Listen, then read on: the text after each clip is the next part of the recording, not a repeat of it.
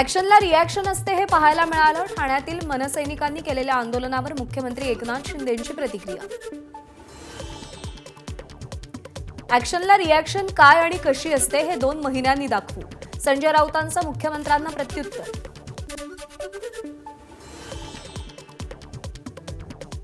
कालच्या हल्ल्याची सुपारी दिल्लीतल्या अहमद शाह अब्दालीनं दिली। पक्षाचं नाव न घेता राऊतांचा निशाणा। तर अंधारात भ्याड हल्ला, हिम्मत असेल तर समोर या, राऊतांचं आव्हान। उद्धव ठाकरेंनी भगवं सोडून हिरवं पांघरलं, बावनकुळेंची टीका। तर वाघनखांच्या साक्षीने येणाऱ्या निवडणुकीमध्ये जनता तुमचा हिरवा कोथळा बाहेर काढल्याशिवाय राहणार नाही, बावनकुळेंचा हल्लाबोल। तुम्ही सुपाऱ्या मारल्या, आम्ही नारळ मारू, आमच्या नादाला लागू नका। आज गाड्यांपर्यंत आलोय, उद्या घरापर्यंत येऊ, मनसेचे नेते अविनाश जाधव यांची प्रतिक्रिया। मराठी माणसांमध्ये फूट पडू नये याची काळजी घ्यावी, निवडणुका आहे, युद्ध नाही, मनसेच्या आंदोलनावर आदित्य ठाकरेंची प्रतिक्रिया। उद्धव ठाकरेंच्या ताफ्यावर नारळ फेकून राज ठाकरेंच्या कार्यकर्त्यांनी बालिशपणा केलाय। अपने इलाके में कुत्ता भी शेर होता है, सुषमा अंधारेंची राज ठाकरेंवर टीका। बीडमधल्या प्रकाराला ठाण्यातील मनसैनिकांनी उत्तर दिलं। ॲक्शनला रिॲक्शन प्रत्येक वेळी मिळेल, संदीप देशपांडेंची प्रतिक्रिया।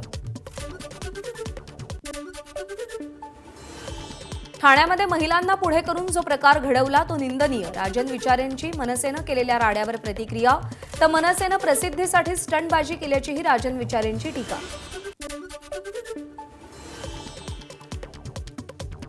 मनसेची राजकीय विरोधासाठी खालचा स्तर त्यांनी गाठला। मनसेच्या ठाण्यातल्या राड्यावर केदार दिघेंची प्रतिक्रिया।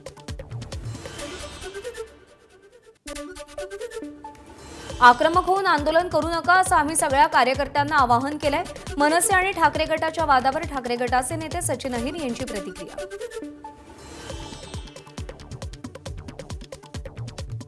उद्धव ठाकरेंच्या सभेनंतर ठाण्यामध्ये पुन्हा ठाकरे गटाला डिवचणारे बॅनर्स। मनसे कार्यालय, दमानी इस्टेट, हरिनिवास परिसरात बॅनरबाजी। मनसेच्या आंदोलनकर्त्यांना ठाण्यातील नौपाडा पोलीस ठाण्यात आणलं। त्यातल्या महिला आंदोलकांना पोलिसांकडून जामीन मिळाला। जामीन मिळताच महिला आंदोलकांनी राज ठाकरेंना व्हिडिओ कॉल केला।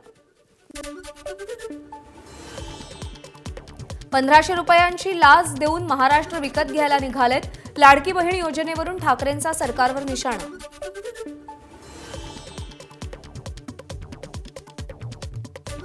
$15 लाख देणार होते, मग त्याचे 1500 कसे झाले? वरचं शून्य कोणाच्या खिशात गेलं? उद्धव ठाकरेंचा मोदी सरकारला सवाल।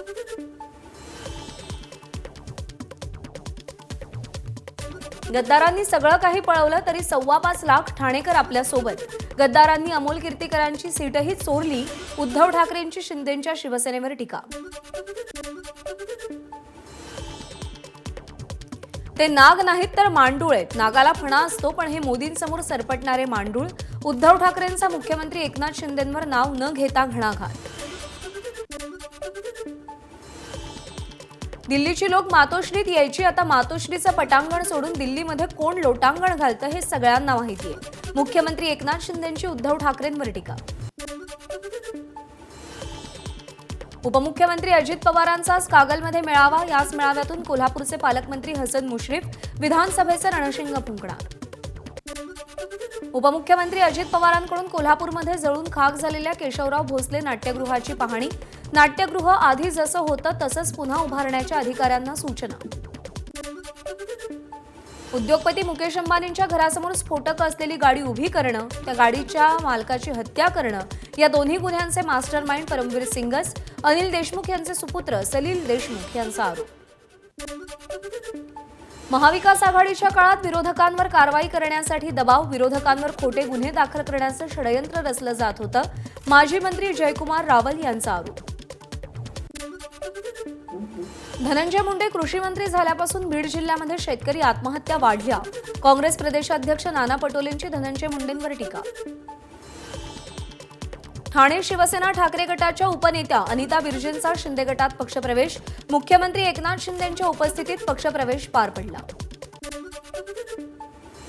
बारा बलुतेदार संघटनेचे अध्यक्ष बंडूकाका बच्छाव यांनी संजय राऊतांची भेट घेतली। आगामी विधानसभा निवडणुकीत दादा भुसेंविरोधात ठाकरे गटाकडून उमेदवारी मिळण्याची शक्यता। उरण विधानसभेत चुरशीची लढत होणार। शेकापचे प्रीतम म्हात्रे उरण मतदारसंघातून निवडणूक लढण्यास इच्छुक। भाजप, ठाकरे गट, शेकाप यांच्यामध्ये सामना रंगणार। एबीपी माझा, उघडा डोळे बघा नीट।